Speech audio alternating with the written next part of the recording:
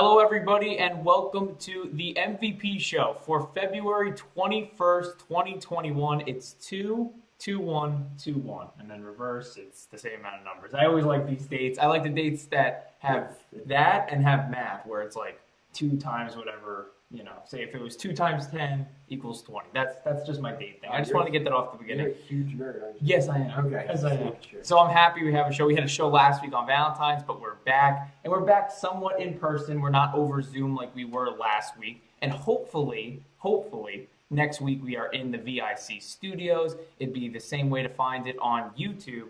But of course, we'd be, in person, but I feel like it's more natural than us just sitting very close in a corner. So there's that. I know, I like being close to you, John. I know. I'm John Vicari, Brennan Miller, Dan Passante. Oh, I would say usually that there is a lot to talk about. There really isn't. But luckily, yesterday gave us, I think, a good open for today. And that's the NHL in Lake Tahoe, the games that were scheduled at the beginning of this year because the Winter Classic was canceled due to COVID-19. So Gary Bettman and the minds at NHL had an idea. They said, they looked at the MLB, who were planning to have the Field of Dreams game in Iowa, where the movie took place this summer. It was supposed to be last season, but again, canceled due to COVID. And they wanted to do something in hockey that was picturesque. So the origins of hockey are on pond hockey, next to Lake Tahoe. Picturesque scene. Great idea. Have 2 games, 1 weekend. The problem was yesterday. The NHL did not really, I think, just prioritize or realize that the sun may play an effect in not only the players' vision for the glare or the goalies, but the ice quality as well. And the sun beat down on the rink on the 18th hole in Lake Tahoe. And unfortunately, the game was delayed after the first period, the game between the Vegas Golden Knights and the Colorado Avalanche. It took only 8 hours to get back for the second period. And that game happened or continued at midnight Eastern, 9 p.m. Pacific, their time. You look at this in all accounts, it was worth a try. I don't call it a failure. Maybe you guys think different because I think it still happened and they're going to have it tonight. And it was so cool in the images that we tweeted out, by the way, for our for our show promotion. It was one of the images from Lake Tahoe and it was beautiful. So I wouldn't call it a complete failure, but no way a resounding success for the NHL, unfortunately. Brennan, your thoughts? Because all 3 of us watched pretty much every minute of that game, even though it ended around 1:32 a.m. Yeah, it was nonstop. We watched for, 12 hours straight? Yeah. I think the issue, and you mentioned it, is the fact that a lot of these leagues are starting to play games away from where they traditionally play games, whether it be the MLB playing in Iowa, college basketball likes to do their beginning of the season tournaments in weird places, like they played on an aircraft carrier a few years ago. Just change it up and make things a little bit cooler. So we're going to get cooler here with hockey. Yeah, thank you. So good. But the issue with that is that when it's not cool outside, you play on ice. So there were literally videos yesterday, and they showed these during the game of when players would just start skating and then catch a spot in the ice where it had where it had almost melted, and then just go down. There were refs falling, there were players falling. So obviously these guys are getting paid millions of dollars to do what they do. So you don't want them out there risking injury to themselves. So I agree with the call to not play this game or to postpone the game until the nighttime when it was -3 degrees and they had to bring the portable lights like what we used to do for Pop Warner football practices because it would get too dark too early. So I like that. I think that it was good. I think that it ended up working out for the NHL. Obviously, things didn't go as planned, but you can't really fault an organization or a league for sitting here and thinking, we're going to do something innovative, we're going to do something different to get engagement, because, I know I posted on my Instagram story how the pictures from Lake Tahoe when they had first set up the rink and the pictures started getting out from the NHL. It's an incredible scene. It was absolutely awesome. And I think that the engagement they got before the game was well worth it, regardless of how the game ended up going. And you can't fault a league for trying something new and trying to get that engagement, because in this social media world, that's what matters. The amount of clicks you get, the amount of impressions you have, that's what matters. And I think the NHL did a good job of doing that this weekend. Yeah, just pardon my yawning. We did stay up till 1:30 watching that game. So I'm a little tired today. Yeah, I mean, I think that's what it's all about. If people can be talking about it the next day on their radio show in their kind of living room area, then the NHL has done their job. I thought it was really cool. As someone who does not watch a ton of hockey, I definitely wanted to see what it looked like, and I'm hoping we can watch the game again tonight. I would say it has to be a net success because they're talking about it. Even though it was delayed for forever, there is going to be a game tonight that hopefully won't be delayed for forever. So I think the NHL has to look back and say there's obviously some things that we're going to do better next time. Right. Overall, I think they got to be happy with this. Yeah, Gary Bettman said to Mike Tirico and I believe it was Eddie Olczyk, pretty much in that long intermission, which was pretty much an hour, they were just trying to, not waste time, but fill the time. Right, before they ended up just showing the first period again. Which they had to. They had there's a certain time slot they had. But they interviewed Gary Bettman. He said, you can't have success if you don't risk failure. And I think he's right. I mean, you look at this game, or just the outdoor games in general, they've done every stadium, in my opinion. Maybe not every team. There's some teams that still want to be represented, and there's a lot of teams that have multiple games. I mean, the Rangers have played in 4 outdoor games since its beginning in 2008. So I understand wanting to be innovative because you put it in Fenway, at Ann Arbor, at the Big House, at Yankee Stadium, Citi Field. They've been to every big stadium. The next generation or the next step, the next era of this is going to be picturesque places.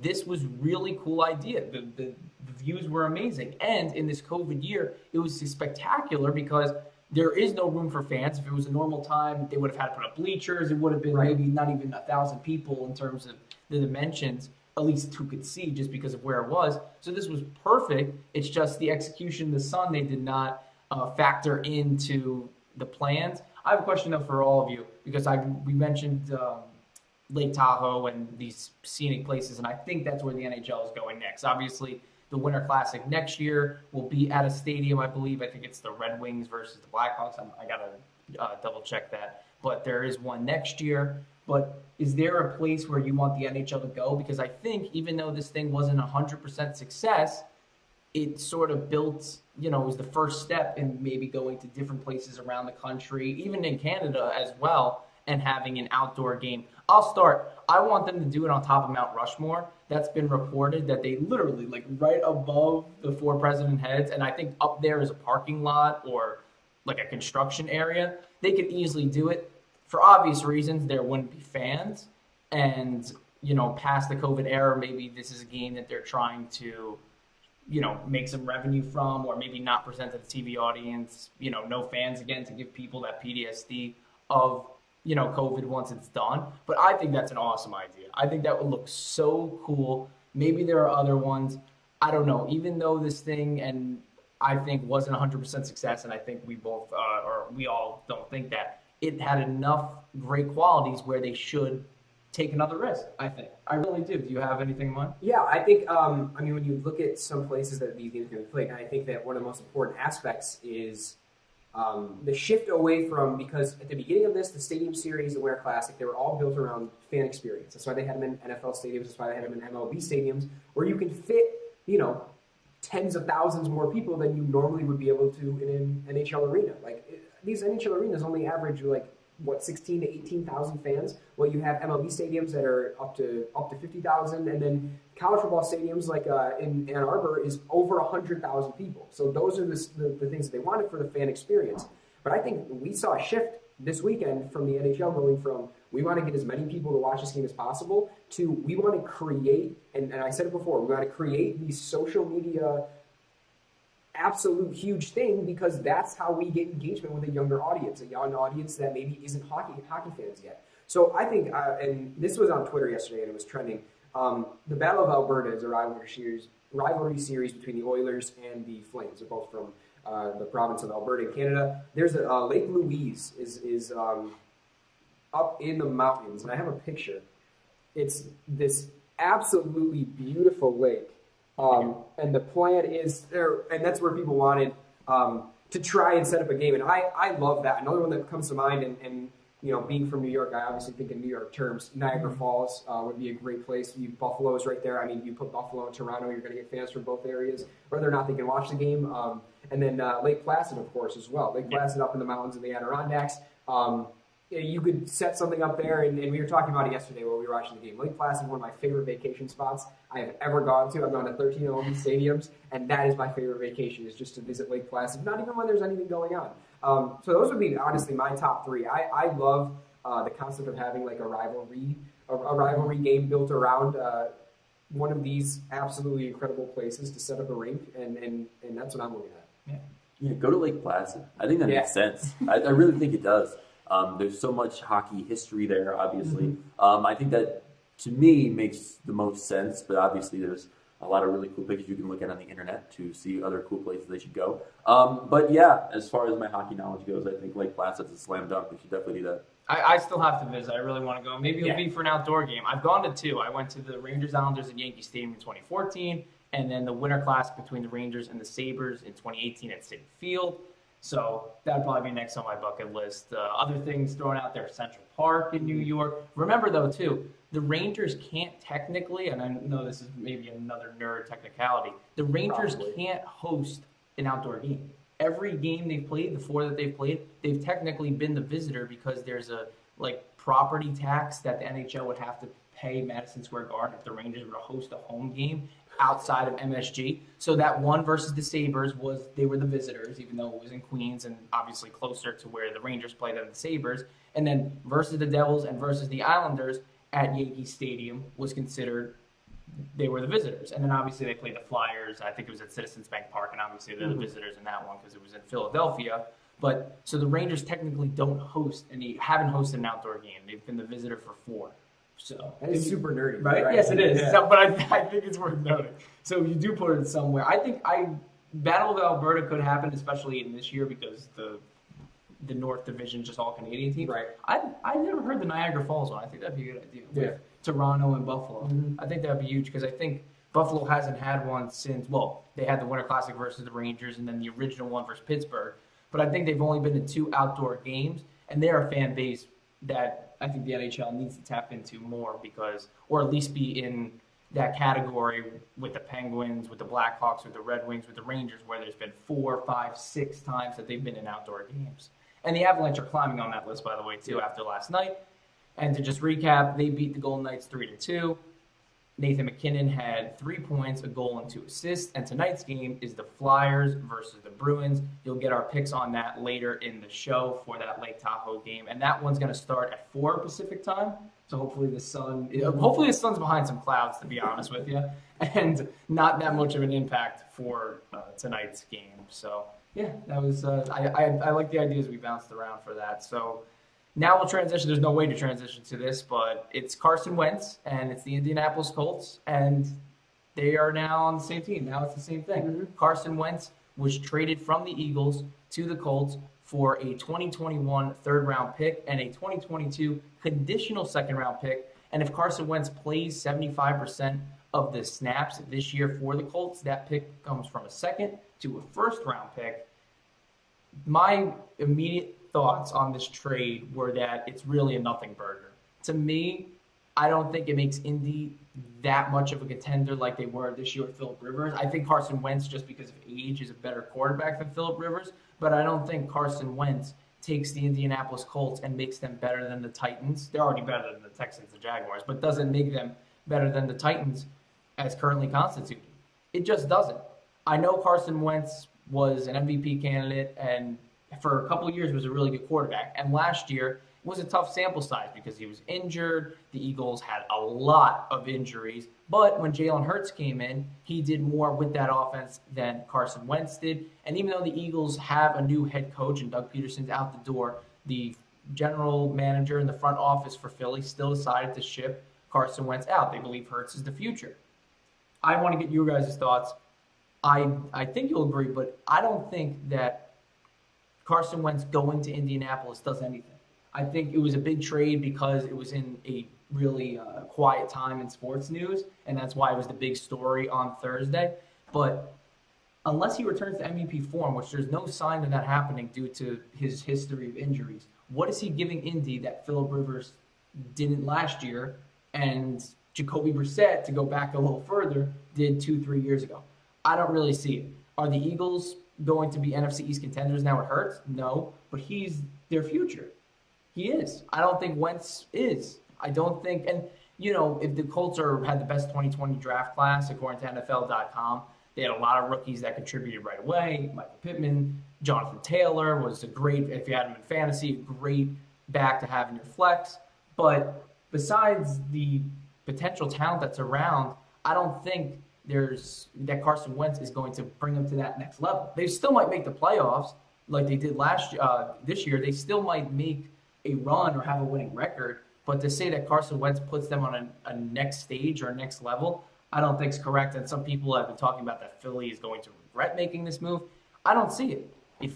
Obviously they took some cap hit, but they're going to retain some money because of it and put their resources towards what they're lacking, which is some help on the offensive line, some help in the secondary, and giving Hurts more weapons. Obviously, they had an okay amount of weapons this year, but they were hurt. But I don't think Carson Wentz to the Colts makes that big of an impact. I actually disagree. Wow. I do. I disagree with you. I think that the biggest thing here and what we have to look at, we talked about it when we were looking at the NFC and AFC championship games. We talked about when we were looking at the Super Bowl. The offensive lines for these teams are completely different. The Philadelphia Eagles did not have a strong offensive line. Carson Wentz was under pressure the majority of the time he was in the pocket.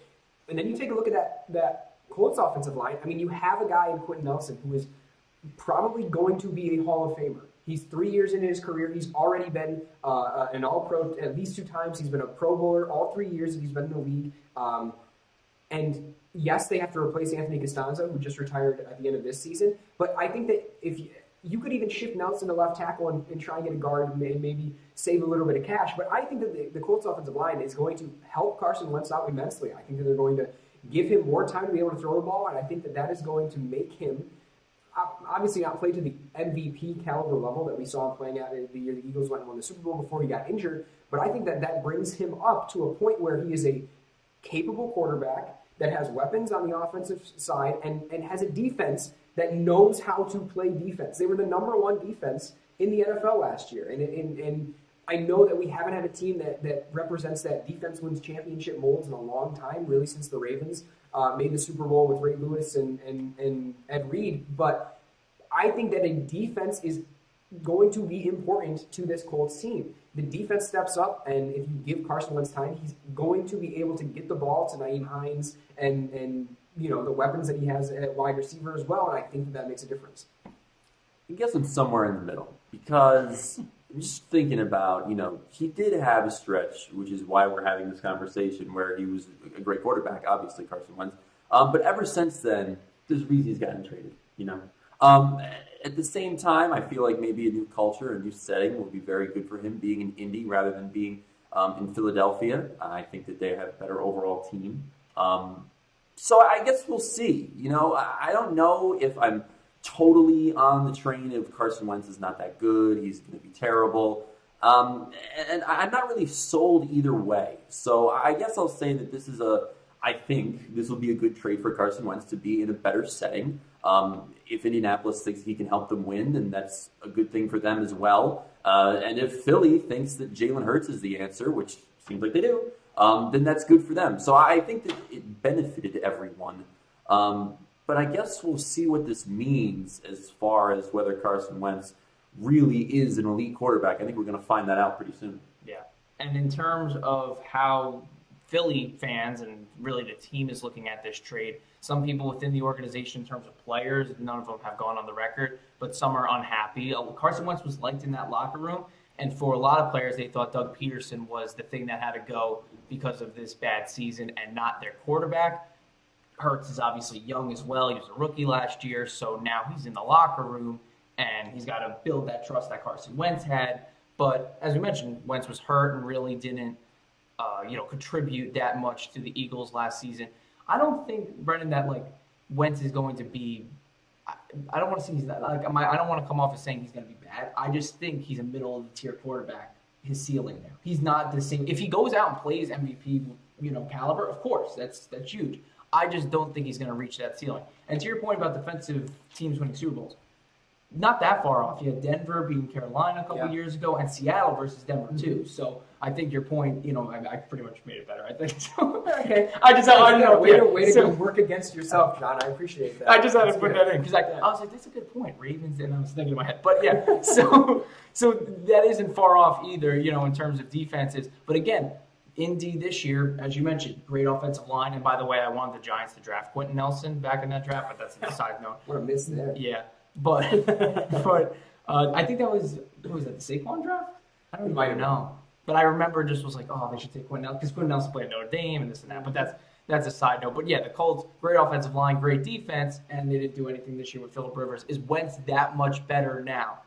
I think that's remained to be seen, but a deal that didn't make that much of a splash. And for Philly, as I mentioned, unhappy. They do get a second round or a third round pick for this year's draft, and then potentially a first round pick in the 2022 draft, which could help them.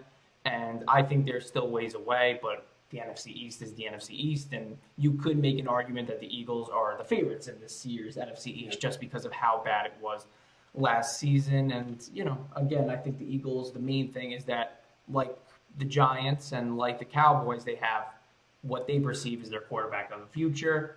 Will remain to be seen if Hurts really is that guy or can play to a Wentz level. Sure, but I think they think that Hurts is the guy, and they have a clear picture for that. So, well, and I kind of want to build on this because I think that it leads us to an interesting conversation where, every year offseason we see the quarterback carousel in the NFL. We never know where guys are going to go. Last year it was literally like 6 guys who got to 6 different teams, and they just ended up swapping wherever they went. But this year, I think numbers came out a while ago. I'm not sure where the number stands at now, but there were 18 teams that weren't sure who their starting quarterback was going to be at the beginning of next year. Obviously, that includes everyone who's at the top of the draft, and the Jaguars are on that because you can't assume that they're going to draft Trevor Lawrence, but we think they're going to draft Trevor Lawrence. And I assume the Packers were on it because after the NFC Championship game, people were making a bigger deal out of Aaron Rodgers trying to leave his contract, yada yada yada. But I think it brings up an interesting question of where do you like. We saw some movement yesterday. Teddy Bridgewater unfollowed the Carolina Panthers on Twitter, and obviously people are going to make a big deal out of that because, the quarterback's not following his team. What do you think? Because inevitably I think it is going to happen, even though the Texans have come out and said that it's not. But what do you think the Texans are going to get for Deshaun Watson? I would hope a first for them. But they traded Hopkins to the Cardinals so in terms of really negotiating trades. Because I think you look at Carson Wentz, and he's not a guy like we've seen him play at an MVP level, but he hasn't done that in a long time. Yeah. And the Eagles were able to get back a conditional first and a second guaranteed and a third. So I think honestly, I would not be surprised to see a quarterback, and I'm going to mention this, and I think it's pretty funny because it was a good trade, but there's an account on Twitter, and I'm not going to say his name, but it starts with Barry. So if you know who Barry is, sure. He posted a trade where Deshaun Watson goes to the Bears. It was, I believe, 2 first-rounders, the Bears' next 2 first-rounders, Mitch Trubisky, and then Tariq Cohen, because I believe he's in the last year of his contract as well, and then a conditional third, I believe, as well. That's not a bad trade. I really think that the Houston Texans, I almost said the Detroit Texans, I really think the Houston Texans could get possibly 2, maybe 3 first-rounders plus players for Deshaun Watson, a young guy. He's 26 years old, who doesn't or isn't happy in the team that he's with now.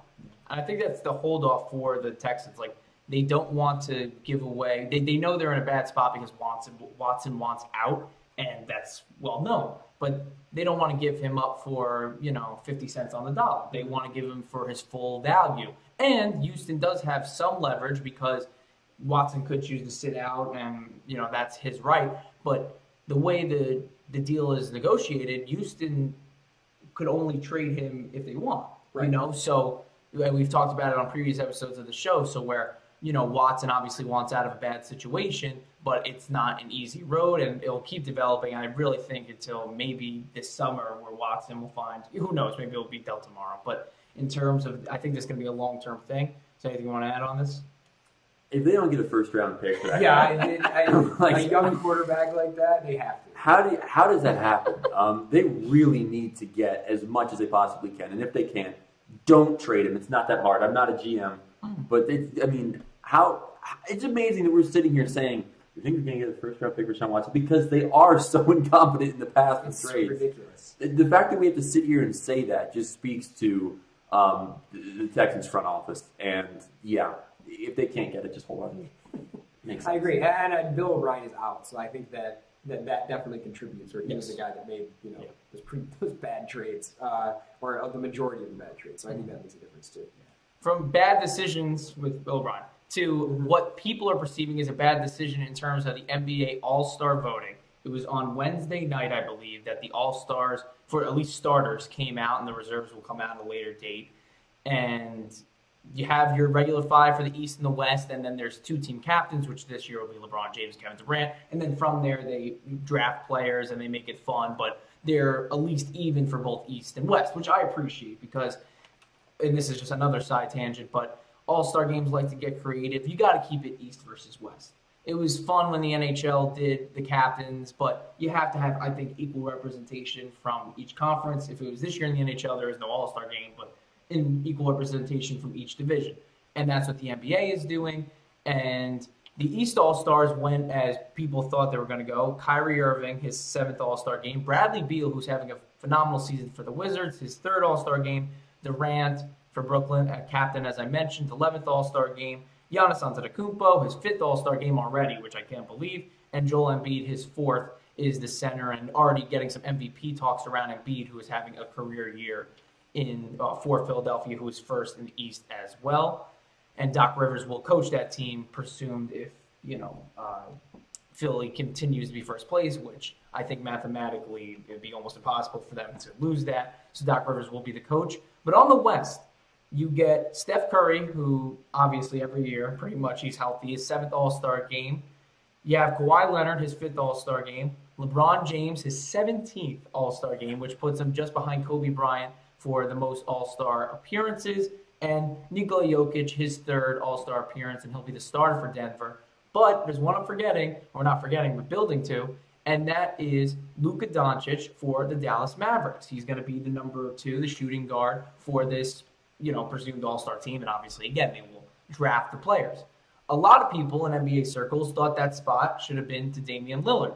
The voting went as followed. It was Lillard who was 2nd in the player and the media vote, but he finished behind Doncic in 3rd with the fan vote. And the fan vote takes precedent over the other ones because an All-Star game is for the fans, and especially in this season in which some people in the media didn't think it should happen, and a lot of players, including LeBron James, came out and said, All-Star game, not a great optic this year. Maybe we skip it. There's no reason to. And not that it was agreed in writing, but there was an agreement between the Players Association and the league in hearsay, at least what they thought, where they weren't going to do an All-Star game this year. But the NBA is pushing forward with one, and these are the starters. But Dan, I want to really get your thoughts on this because a lot of people are split. I'm not. I don't know. I appreciate Damian Lillard. Hulu just doesn't have live sports. It's a lifestyle. He's great.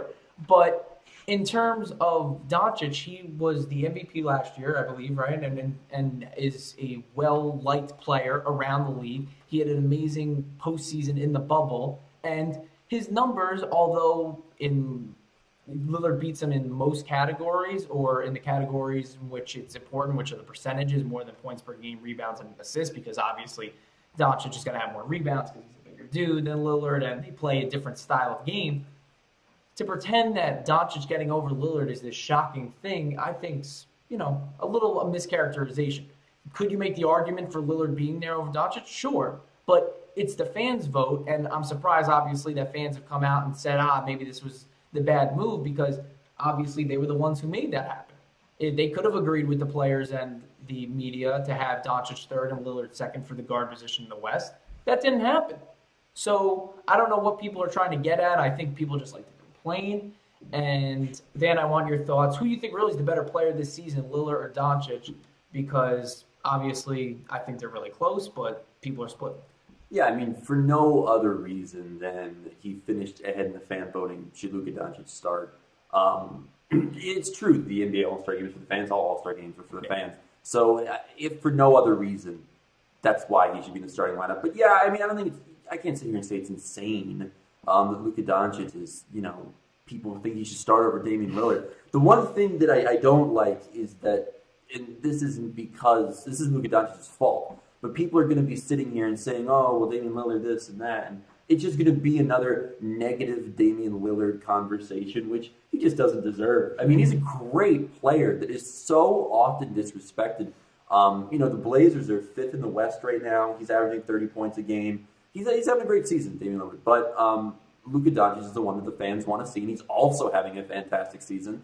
So it really shouldn't be that shocking, especially in a year that's so weird. Yeah. In the NBA, it's fine. It's fine. I don't think it should be that big of a deal. But of course, especially in basketball, people get so upset about these things. Everyone needs to calm down. Luka Doncic is okay with being there. It's totally fine. Yeah, and it's not like, I don't think this is the case in any sport all-star game, but it's not like there'll be this asterisk. Like, I guess if you go back in history and look, Doncic started that game over Lillard, but Lillard's still going to be an all-star. Doncic's still going to be an all-star. Those are of equal value, and I think there is players at least want, unless they don't want to actually be there, but they want to start the game and start on the bench, especially if they think they're the best at their position. So I understand that. Doncic said yesterday, and this is, I think, really just a tasty quote, because he says, I know that maybe Lillard deserved it more than me. What does that mean? I know that maybe he deserved it. Like, maybe. Okay, great. That's just, I think, playing into the fire, which I sort of respect from Doncic, because it's like, why not stir up people more, right? And I guess build his hatred amongst people who thought Lillard should have been there. I don't know. But, yeah, maybe. Yeah, okay. But, no, not definite. Like, he didn't say, oh, no, yeah, I didn't deserve to be there. Maybe. Which is hilarious. In terms of the points per game, if you're just comparing it, and Lillard is 29.8 to Doncic is 29.9.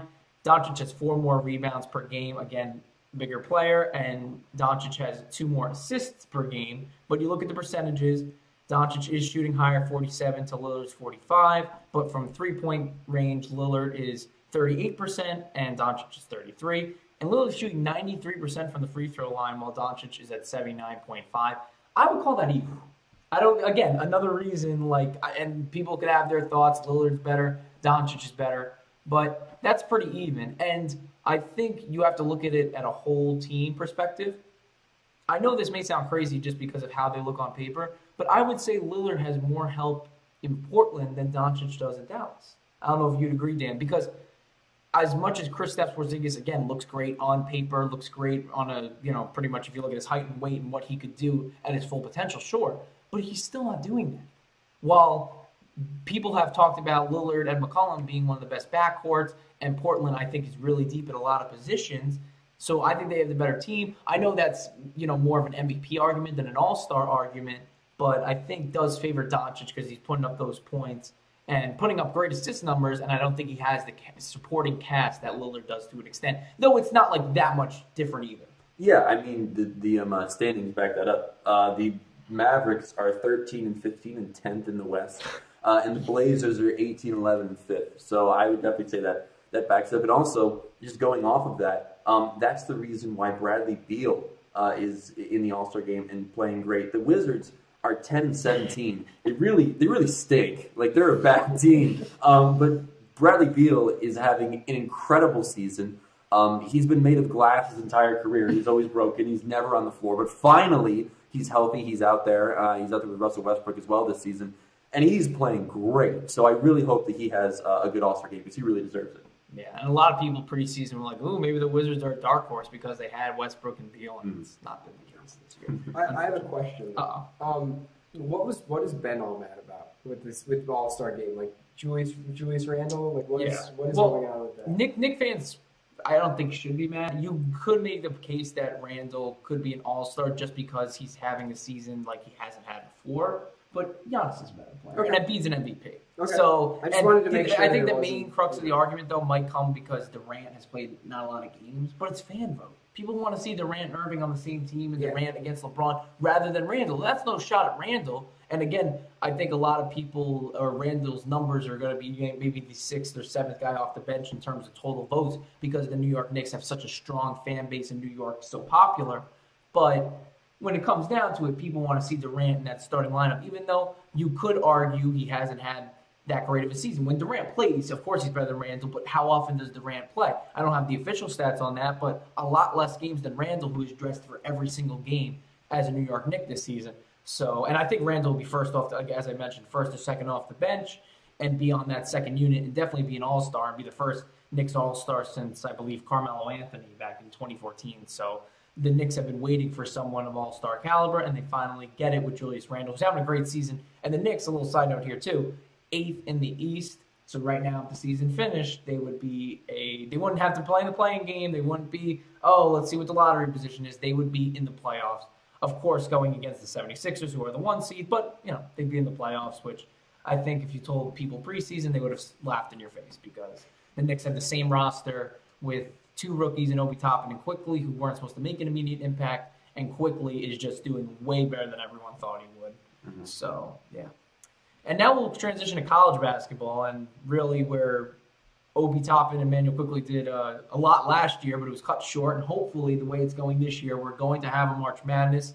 It was not reported last week, I think it was 2 weeks ago, but we didn't touch on it, that March Madness will happen in Indiana and gyms across that state, some college ones as well, and they're going to try and make like a college town in a way where all these colleges come in and there's bubbles, and there's still regions. Obviously, it won't be the East and the Northwest or whatever, and they won't be playing from Albany to Seattle. It'll be in Indiana, but there will be different stadiums or arenas in which certain teams will go, and there'll still be the 4 regions. But just wanted to touch on that before we go into a roundup in what was a great day in college basketball yesterday. You had a lot of teams in action.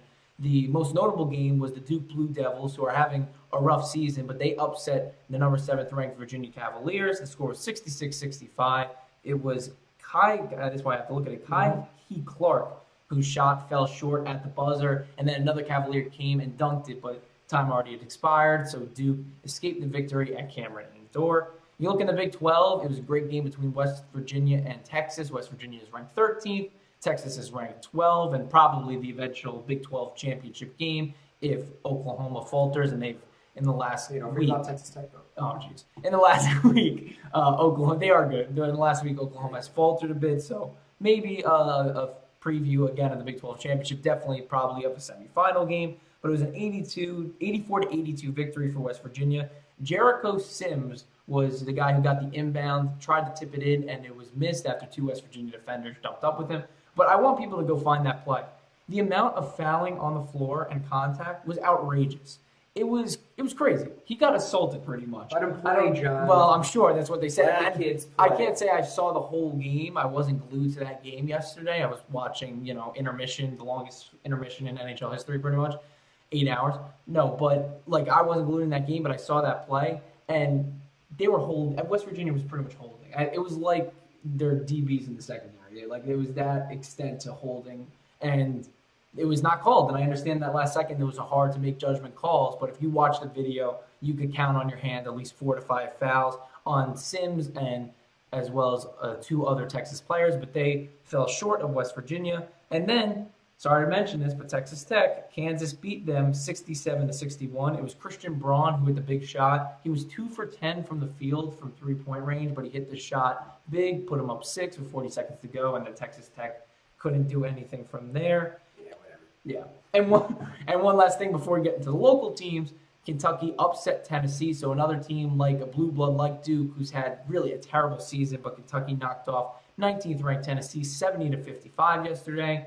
We'll start with this. We'll start with Syracuse Orange there, Brennan. Yeah. They beat the Notre Dame Fighting Irish. They were down 20 at a point in yesterday's game, beat them 75-67, which was actually the same score they beat Boston College last week. Just wanted to throw that in there because, I think that was another nerd thing. But the same exact 75. Really nerd out. Yeah, I really am. A 75-67 score. Your takeaways from Syracuse, and I know you got an article pulled up so you can talk. I do. And I'm going to be honest, I did not watch the game yesterday because I was watching the hockey game. Yeah, so that's what we're all doing. I didn't have the double screen pulled up, unfortunately.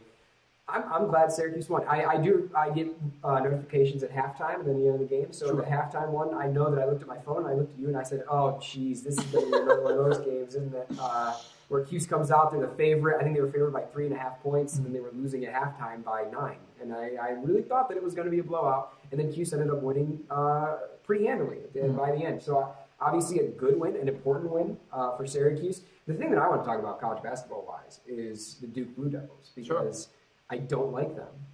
And I'll say it, and I'll say it to you. I don't like Duke. But no, when Jalen Johnson opted out of the season, Jim Boeheim came out and said, I think that the Duke Blue Devils are a better team without Jalen Johnson. And he got a lot of pushback for that. Jay Billis came out and said, and you didn't think this is where I was going, John, did you?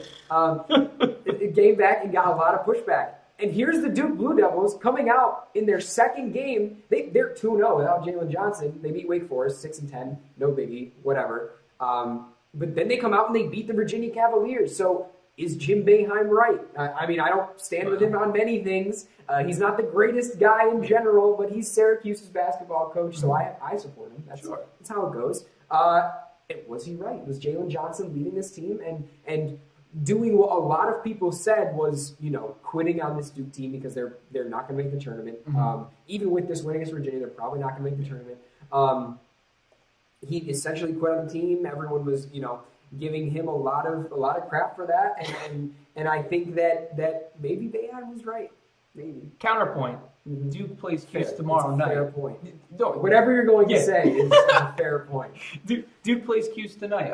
Tomorrow night. Yeah. Do you think it's just an excuse for when Boeheim inevitably loses and Cuse inevitably loses to Duke tomorrow? It's like, well, I said they were a better team without Jalen Johnson, and we obviously were preparing for a team with Jalen Johnson, or we weren't.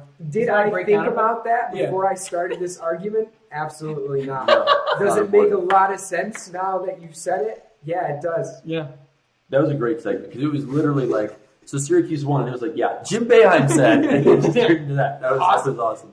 Yeah, no, I have not watched an entire Syracuse basketball game in a while because I'm a Bills fan, and just I don't think my body can physically handle watching like that much close competitive sports that come down to the final moment. I don't know what would happen to me, so I can't do it. But yeah, a win for a team that's been struggling this year. It's a weird year though. I can't really blast anybody that hard this year in college basketball. It's really insane. Yeah, let me blast St. John's though now. Yeah, go ahead. You want to do it? Go ahead. Yeah, they just the final really local score yesterday. They lost to DePaul 88-83 last night. They were 11.5-point favorites at home against DePaul. DePaul came in with a 3-10 record, and St. John's going in this game knew they were 14-8 on the regular season, only one win above 500 in conference, but they had wins against Villanova, have win against UConn as well. Those are ranked teams. Those are two quad one wins, which they call it. You couldn't afford to lose to DePaul, who's pretty much, as someone mentioned on Twitter yesterday, a Horizon League team, a Conference USA in terms of these quads. You were 11.5-point favorite, and lost by 5 points, in which your defense just let DePaul do anything down the stretch. It's abysmal. This was a year I really thought St. John's had enough. They still do have the talent to make a push in the NCAA tournament. Unfortunately, they can't close out games, and they were coming off a hot streak. They've played well in the last couple of weeks. They really have. And there were games against Xavier that people didn't think they were going to take, and they did. But to come out versus DePaul, and you were heavily favored. There's not a lot of double-digit spreads in the Big East because the conference is so well-rounded and the teams are so close. But DePaul is definitely that bottom tier. St. John's at home, you got to win that game. You got to win that game. They do have Villanova and UConn still scheduled. I believe, at least Villanova. I'm not sure about UConn because the dates have been all shifted around with postponements and such. But a win versus Villanova maybe could save that, and obviously a run the Big East tournament. And that would be the only way, by the way, a Duke team would get in as well. You win your conference tournament, you're in. But so a lot of teams maybe having to bank on that, and then maybe look for Duke if they don't make tournament. It's a big story, but they still have the shot with the tournament. St. John's isn't good enough to win the Big East tournament, but I think they're big enough to squeak in the NCAAs. But that DePaul loss really ruined your chances, and it's so tough every year too. And like we all go to Ithaca, D3 school, so we still have these vested D1 interests, even though we don't go to the school. Mine's St. John's, yours is Syracuse, and yours sort of varies on who you knew in high school and where they're playing, because I know you're going to talk a little Northwestern coming up, I would guess. So, but every year St. John's has a tournament team and they disappoint. What are you doing? I have a Penn State shirt on. Oh, okay, yeah, Penn State. Good. Very What good. the heck is he doing? Getting undressed. So do you want to mention some Northwestern before we move to our MVP of the week, which will not be St. John's? Yeah, I was just going to say that my team this year is Northwestern because of Anthony Gaines. He went to Kingston High School, which is the town next to mine. Anthony, I know you're not going to watch this, but if you are, I want you to shoot more, man. You're a better scorer. Right now, only averaging 4.4 points a game. Shoot the ball. Shoot the ball, please. Yeah, I want to see Northwestern have another great season. I mean, obviously, a few years ago, they went to the NCAA tournament, and things have not been the same ever since then. But in a year that's so wide open, I don't think it's crazy to think that anything can happen. So let's go Wild. Are they Wildcats? Yeah, they are. I thought so. Because it's so generic, I wanted to make sure I wasn't just substituting that in. Yeah, let's go Wildcats. We need to pick it up, guys. Please. Get your head in the game. You my both get that God. reference now. Great. All right, we'll move now to the MVP of the week. Brennan gave me a little flack because I was like pre-show. I was like, "Who's in my MVP of the week?" And then my brain finally, the synapses hit. And I'll start because I think I just want to get this out of the way. Of course, my MVP of the week is Brian Cashman, the Yankees front office, for finally giving Brett Gardner what he deserves, and that's a 1-year, $4 million contract.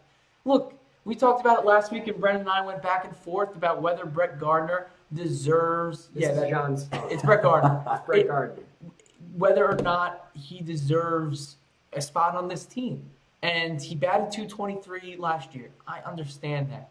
It was a 60-game season though there. That's not good. I understand that. But the Yankees' history of injuries in the outfield, which of course no one is rooting for this year, but it's been an inevitability for the last couple of seasons, along with his clubhouse leadership, as well as his postseason, which he did great in the short time the Yankees were in it last year and did better than Clint Frazier, who will be his replacement and will be the Yankees left fielder this season, at least what Aaron Booth said in the introductory press conference for spring training. But this was the right move. It's really a win-win in terms of risk. It's $6 million less than he got last year. It's, again, a 1-year deal. And inevitably, the Yankees outfield is going to have some holes filled by somebody this year. Even if you have to give Hicks and Frazier and Judge from time to time a day off because that's the way the league's going with this load management stuff, you have a known commodity off the bench who is well liked in the clubhouse. And as I mentioned last week, the only player in New York who is still active and who has won a championship in New York. That man is, of course, Brett Gardner. Great job by the Yankees to sign him. They get a little close, you know. People are already down there, pitchers and catchers, but finally got it done at 1 year, $4 million. And you can go back to last week's episode to watch Brennan and I go back and forth. Brennan brought up some great points as well revolving that, but the Yankees finally made what I believe is the right decision in signing Brett Gardner. Brennan, your MVP of the week. Yeah, okay. It's Brett Gardner. It's not. I promise it's not. It's Jay Bruce. No. Yeah, we agree. I had two options for my MVP of the week, and I'll mention my first one because I do think that it's quite comical. It's random rapper beefs. So yesterday, a new DaBaby song came out, and for some reason, and no one can figure it out, so it's been trending on Twitter for the last few hours. For some reason, DaBaby just absolutely roasts JoJo Siwa. And Do you know JoJo Siwa? Not the top of my head. Okay, look it up after the show. No one knows why. And there's literally no explanation for it. So that's random rap reason, not my MVP of the week. My MVP of the week is Florida Atlantic freshman Caleb Pendleton. And this is more of an indication that college baseball has started. Yes. It started 2 days ago and now has continued to go. Florida Atlantic played a game yesterday. Caleb Pendleton's a freshman. He hit 2 grand slams in the game, not just in the same game, in the same inning. He got up twice in the same inning with bases juiced and hit 2 grand slams. And that is absolutely incredible. I think the only other person to ever do that, I want to say Fernando Tatis Sr. Did it in the majors. Wow. I think he's the only one to ever do that. But no, got some company now in Caleb Pendleton. So that is my MVP of the week for 8 ribbies in 1 inning. Who'd they play? You No know, clue. it's probably some community college, I would hope. Florida Atlantic is Division I. They play I Central know. Florida. University of Central Oh, Florida. UCF. All right. A little in-state rivalry. My runner-up MVP this week is Stephon Diggs because he's talking to somebody who you know where you should sign. Okay, I'm not going to mention his name, Oh yeah. but you know where you should sign. We all know where you should sign. No, I don't know about all of us, but I think that my MVP this week, just really randomly, I don't even know why, is going to be people in Ithaca who eat wheat bread and drink kombucha because the Trader Joe's opened up downtown. Yes. yes, it did. And I haven't been there yet, but I really need to go there. And as someone who eats really random, healthy hippie foods. I'm very happy about this. So that was on my mind this morning. So people of Ithaca who eat organic foods, MVP this week. Yeah, you weren't in line at 6 a.m. yesterday, were you? Yeah, that's what Because there was a line of people. I was gonna go, but I was like, there's this thing, it's a panorama or parallel. Right. I don't even know what it's called. Pterodactyl. Yeah. So I was like, I probably should do it, but it's gonna happen. Okay. I gotta go to something. Can we talk about that line? It's a grocery store. That's insane. What are we doing? Think about the things that people line up to buy, like game consoles. Not even anymore, obviously. Yeah. But before we were all stuck inside, gaming consoles, like video games, sneakers, and Trader Joe's. But look, it's a grocery store. It's gonna be there tomorrow. The same stuff, and then they're gonna restock it. It's not like obviously it's always snowing up here, but it wasn't like it was in preparation for a storm. It just it's the grand opening. I'm gonna wait out 6 a.m. for JoJo. By the way, to bring this segment full circle, JoJo's Siwa. There's a thing called JoJo's. They're knockoff Oreos. They're not as good. That's what you people are waiting for. Knockoff cereals. You're gonna make people mad, Joe. It's Trader Joe's. 6 a.m. That's crazy. You waited. It's absolutely nuts. nuts. Shirts, it's absolutely nuts. And I guess they've been waiting a long time, and where I'm from, they're everywhere. So I guess I wasn't, but Trader Joe's. I'm sorry. And we're gonna do the last 9 minutes of Trader Joe's. No, I'm kidding. What we're gonna do the last 9 minutes on? We were thinking about this because we always want to end the show with a pick segment, and we had Daytona last week. Mm-hmm. We had nobody got that one. No, I was close though. Joey Logano was in first when that crash happened. Yeah. By the way, you want to talk about that whole crash? You would document it well. That was a great ending. It was. Yeah. Honestly, I have to look up who won because I absolutely forgot his name. Michael McDowell? Yeah, Michael McDowell. He's my new favorite racer. Is he? Yeah. Okay. It was a ridiculous finish. And we see this a lot at Daytona. It's not the first time we've seen a crash in the final lap because everyone wants to win Daytona. If you win Daytona 500, your name is in the record books pretty much forever. Jamie McMurray, it's one of his highlight wins of his career. He didn't really, he never won the championship or anything after that. Trevor Bayne, another guy, he came in. He hasn't really won any championships, but if you win Daytona, that's absolutely huge for your name as a driver. It was just absolutely wild, and I love finishes like that. Obviously, the teams don't because then they have to rebuild and pay for new cars. But as a fan, as a spectator, I love to see finishes where people are putting it all on the line and trying to be the first car to cross. But no, it was a great finish, and I just love the top five: McDowell, Chase Elliott, Austin Dillon, Kevin Harvick, Denny Hamlin. So we still see a lot of the same names. Yeah. But just, McDowell came in and said, I'm going to steal it away from these guys who are the big names in NASCAR. Yeah, great finish. And I was this close. I wish I could be upset with the finish, but I genuinely don't remember who I picked. So it's really sad. I just remember watching it rained, and I was like, that's tragic. And now I'm going to have to wait another year until I can pick the Daytona 500. Yeah, amazing. Michael McDowell, your winner there. But there's a couple events today. We didn't want to, put all our eggs into one basket. We'll start with Michigan, Ohio State. And really the in-depth levels we'll go is not that deep for this one. But it's number 3 Michigan, it's number 4 Ohio State. It's a huge matchup in college basketball. It's literally right after this show, 1 p.m. on CBS if you want to watch it. And Michigan, Ohio State, in terms of a football rivalry, has disappointed us for the last couple of years. I'll be honest. It didn't even happen this year because of COVID issues with the Michigan Wolverines. Maybe basketball is the new revitalization of this rivalry. Maybe there's a big game today. I'm picking the Michigan Wolverines. I know they only have 1 loss on the season, and I think they're going to beat Ohio State. There's not much context I could put into this one besides just the feeling, and they're very close in terms of looking at the odds. The spread's 1.5 points, so it will be, I think, a really great game to watch, of course, right after you're done watching us.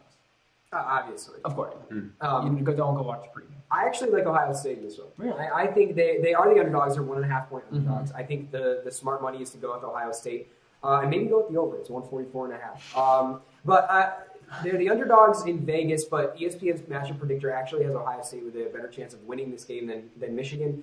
They're 18-4, 12-4 in conference. Michigan 15-1, 10-1 in conference. I think that Michigan gets their second conference loss. I think that this is going to be a big game in deciding who plays for the Big Ten championship, and we've seen a lot of Big Ten teams that are making a lot of noise this season. So I wouldn't be surprised if a Big Ten team goes on a run once we get to the tournament. But then you've got Michigan, Illinois, and Ohio State, and Iowa, of course, up at the top, who was top 2 in the country for a while. But I think Illinois is a very good team. I think Iowa is a very good team. I think Michigan and Ohio State are both very good teams. So I think the game could go either way, but I like Ohio State for a minor upset. Yeah, I mean, I feel like this is just going to be like who is going to have to eventually play Iowa is the question of this game, because that team is incredible from what I've seen so far this year. I guess I'm going to take Michigan because this week I was downstairs making dinner one night and ESPN was on. And Dick Vitale was just like yelling, and at one point I heard him yell like Michigan. So I was like, okay, he must be picking them. Sound, yeah. So I trust him a lot more than just me randomly picking a team. So I'm going to go with the Wolverines, and I'm going to try and pay attention to this game because it's been such a weird year. I don't know anyone who's really been into college basketball this year, just because it's been so insane. So I really want to try and watch this one and have a better opinion next week.